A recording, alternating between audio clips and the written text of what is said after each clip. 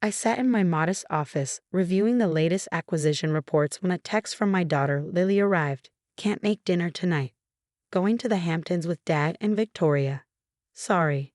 The accompanying photo showed my 16-year-old daughter lounging on a yacht, Victoria Shaw's perfectly manicured hand visible in the frame, dripping with diamonds that my company's profits had indirectly funded.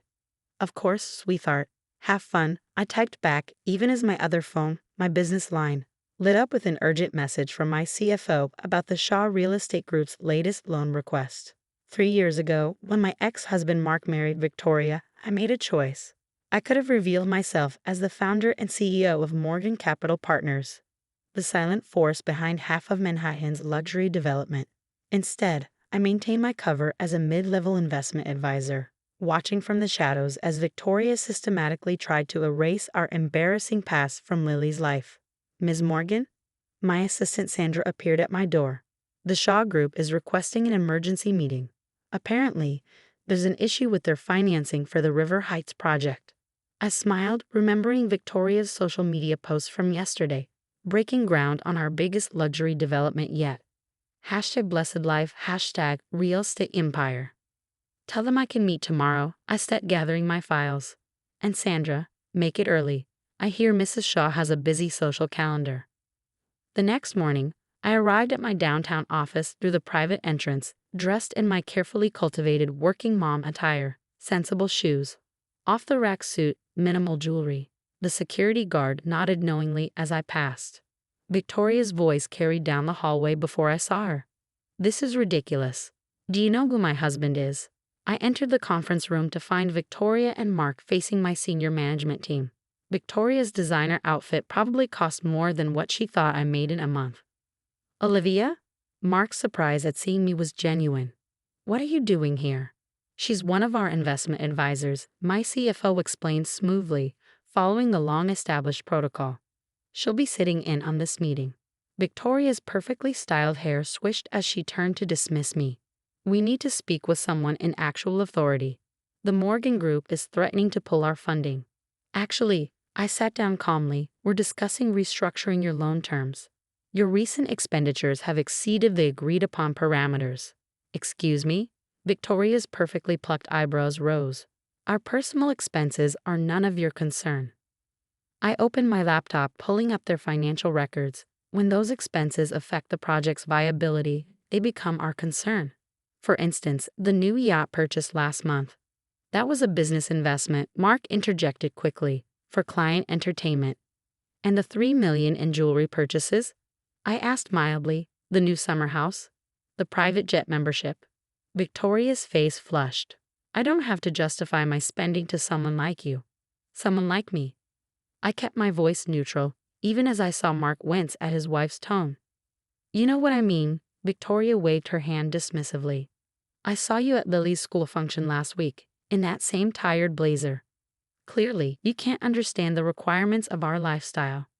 I thought of Lily's recent comments about my embarrassing car and basic apartment. Victoria's influence had been thorough. Perhaps we should focus on the business at hand, I suggested. Your construction loans are coming due, and your luxury condo sales aren't meeting projections. The market is temporarily soft, Mark argued, but I could see the worry in his eyes. We just need an extension. The Morgan Group has been very generous, I noted, but we require certain assurances. Victoria stood up, her designer heels clicking on the hardwood floor. This is absurd. I'm calling Caroline Morgan directly. We've never even met her, but surely the actual CEO will understand. Mrs. Shaw, my CFO, interrupted. Ms. Morgan doesn't take unscheduled calls. Then schedule one. I won't have my development plans derailed by some mid-level nobody. I closed my laptop slowly, thinking of all the times I'd heard Victoria use that word, nobody, to describe me to my daughter. How Lily had slowly started echoing her stepmother's attitudes, becoming embarrassed by our Sunday dinners at local diners and movie nights in our cozy apartment. The meeting with Caroline Morgan can be arranged, I said quietly. But first, you might want to review your company's ownership structure more carefully. What's that supposed to mean? Mark asked, his expression suddenly uncertain. I stood up, straightening my tired blazer. It means, Mark, that someone should have taught your wife about the dangers of underestimating people based on appearances. Victoria's perfect makeup couldn't hide her growing unease. Are you threatening us? Not at all, I smiled. I'm simply suggesting that tomorrow's meeting with the CEO might be more illuminating than you expect. As they left the conference room, I heard Victoria hissing at Mark. This is humiliating. Being lectured about money by someone who probably shops at Target. Little did she know, I owned significant shares in Target too. But that revelation could wait for tomorrow's meeting. After all, the best lessons in humility are served one slice at a time. I picked up my phone and texted Lily, still on for Sunday dinner? Her response came quickly. Victoria's planning a yacht party. Maybe next week? I set down the phone, looking out at the Manhattan skyline from my modest office. Tomorrow, Victoria Shaw would learn exactly who controlled her family's financial future. And my daughter would finally understand that true worth isn't measured in designer labels or social media posts. Sometimes the most powerful people in the room are the ones you never notice at all. The next morning, I arrived at Morgan Capital's executive floor through my private elevator, dressed in a Chanel suit that cost more than Victoria's monthly spa budget. My real office, unlike the modest space downstairs, occupied the entire top floor with views of Central Park. Mrs. Shaw and Mr. Shaw have arrived, my executive assistant informed me. They're waiting in the main conference room. Mrs. Shaw has already demanded to speak to Caroline Morgan 3 times. Let them wait another 10 minutes, I said, reviewing their complete financial portfolio. The numbers were worse than even I had expected. Their luxury real estate empire was built on shifting sand, propped up by loans and creative accounting. When I finally entered the conference room, Victoria was mid-rant. Absolutely insane. That nobody from yesterday actually dared to. She stopped abruptly, staring at me in confusion. Mark stood up so quickly he nearly knocked over his chair. Olivia, what are you doing here? I took my seat at the head of the table, enjoying the way Victoria's eyes darted between my outfit and my position in the room. I believe you wanted to meet Caroline Morgan. Victoria's perfectly glossed lips parted in shock. No, that's impossible. I assure you it's quite possible, I said, opening their file. Now, shall we discuss how you've been systematically destroying the company my money built? Mark sank back into his chair. All this time? Yes, I nodded. While you were telling our daughter how her mother could never understand your new lifestyle, I was actually financing it. Victoria's face had gone from shock to calculating. This is why you've been so interested in Lily lately. You've been planning this. Actually, I corrected her. I've been trying to protect my daughter from your materialistic influence. The same daughter you told last week that her mother's background was tragically common. I never. Victoria started, but I cut her off by sliding printouts of her text messages across the table. My favorite is this one. I pointed to a highlighted section. Darling, you can't invite your mother to the charity gala. What would people think? She shops at department stores. I smiled thinly. I am controlling interest in that department store chain, by the way. Mark leaned forward. Olivia, we can explain. Explain what? I interrupted. How you've borrowed against every property you own. How you've used my company's money to fund Victoria's shopping sprees while telling our daughter I couldn't afford to send her to summer camp. Victoria's hand trembled as she reached for her water glass. What do you want? Initially, I wanted to protect my daughter from your toxic influence. Now, I pushed another document forward. I want you to explain to Lily exactly how you've been living beyond your means on loans from her struggling mother's company. You can't do this, Victoria whispered. The social embarrassment would be terrible. I agreed. Almost as terrible as telling a 16-year-old girl to be ashamed of her mother's work ethic. Just then, my phone buzzed with a text from Lily. Mom, Victoria says their bank meeting is running long. Can't make lunch. Sorry. I held up my phone. Interesting. She's still lying to both of us. Mark's face had aged 10 years in the last 10 minutes. What are our options? That depends, I said, on whether you're ready to start living in reality. Your development project needs another $50 million to complete. Victoria's spending needs to be cut by 80%. And most importantly, I fixed them both with a stern look. The campaign to turn my daughter against me ends today. Victoria's mascara was starting to run. Everything we've built was built with my money, I reminded her. Money I earned starting from nothing, the same background you've taught my daughter to despise. I stood up, smoothing my designer suit.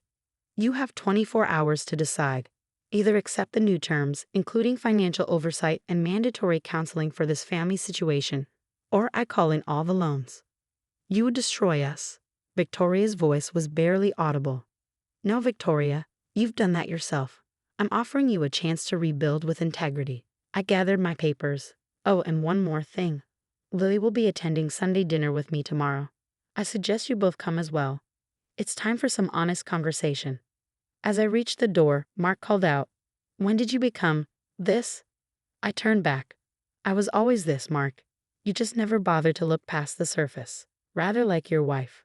Walking back to my private office, I texted Lily, "Tomorrow's family dinner is non-negotiable. We need to talk about truth, appearances, and what really matters in life." Her reply came quickly. "Victoria says we have plans." I smiled, typing back, "Ask Victoria about her meeting with Caroline Morgan. Then decide for yourself what matters more, designer labels or honest relationships." Sometimes the best revenge isn't in the revealing of power, but in the teaching of values. Tomorrow, my daughter would learn that her poor mother had built an empire. But more importantly, she'd learn that true worth isn't found in bank accounts or social status. It's found in the strength to remain true to yourself, even when others try to shame you for where you came from. The Sunday dinner I arranged wasn't at a five-star restaurant or a private club. Instead, I reserved the back room at Romano's, the small Italian place where I used to take Lily for birthday dinners before Victoria entered our lives. When my daughter arrived with Mark and Victoria, her expression shifted from embarrassment to confusion as she saw me waiting in a simple sweater and jeans, not unlike the outfits Victoria had mocked. "Mom?" Lily hesitated. "Victoria said you wanted to meet about some business thing." "Sit down, sweetheart," I said gently. "It's time for some truth." Victoria's designer dress looked absurdly out of place among Romano's checkered tablecloths. She hadn't even tried to hide her disdain when entering, but now her face held something closer to fear. "Should I start?" I asked them, "or would you like to explain to my daughter why her stepmother's credit cards stopped working this morning?" Lily's head snapped up. "What?" "Your mother," Mark said quietly, "is Caroline Morgan." The silence that followed was broken only by the distant clatter of dishes from the kitchen. I watched understanding dawn slowly on my daughter's face. "The Caroline Morgan, of Morgan Capital?" Lily turned to Victoria. "The one you're always talking about trying to meet. The one who's been funding your father's real estate projects," I added. "And yes, the same one who's been watching you slowly adopt Victoria's attitudes about money and status." Lily's face flushed. "But you always said you were just an investment advisor." "I am an advisor," I smiled. "I advise my own company. I just chose not to flaunt it." "Unlike some people," Victoria muttered, then flinched as Mark shot her a warning look. "Why didn't you tell me?" Lily's voice cracked. All this time while Victoria was saying. While I was saying what? Victoria challenged, a hint of her old arrogance returning. That your mother's lifestyle was embarrassing. That she couldn't provide the opportunities we could. Actually, I interrupted. "I think it's time you told Lily exactly who has been providing those opportunities. Over plates of pasta that cost less than Victoria's manicures, the whole story came out. The loans, the overspending, the systematic campaign to make my daughter ashamed of her roots. So the yacht, the vacations, everything." Lily's eyes were wide. "It was all because of Mom." "Not exactly," I corrected. "It was all borrowed money spent to create an illusion of success. Real success, Lily, is being able to walk into a room full of designer labels in your department store clothes and know your worth doesn't depend on anyone's approval." Victoria dabbed at her eyes with a paper napkin. "I suppose you're going to take it all away now." "No," I said simply. "I'm going to teach you how to earn it properly, starting with how you treat people, all people." Lily reached for my hand across the table. "Mom, I'm so sorry. The things I said were influenced by someone who needed to learn that money doesn't equal class." I squeezed her hand. "But now we all have a chance to do better." Looking around the table, at my humbled ex-husband, my shaken daughter, and my suddenly silent ex-wife, I felt no triumph, only hope for change. From now on, I announce Sunday dinners are mandatory. Here at Romano's. No designer clothes, no pretense, just family being honest with each other. But what will people think? Victoria whispered. They'll think, I replied, that Caroline Morgan, with all her wealth and power, chooses to eat at a family restaurant with checkered tablecloths. And maybe they'll learn what I've known all along, that true class has nothing to do with where you eat, what you wear, or how much money you have. I raise my water glass to new beginnings and to teaching the next generation that success isn't about looking rich, it's about being rich in character. Lily lifted her glass, tears in her eyes.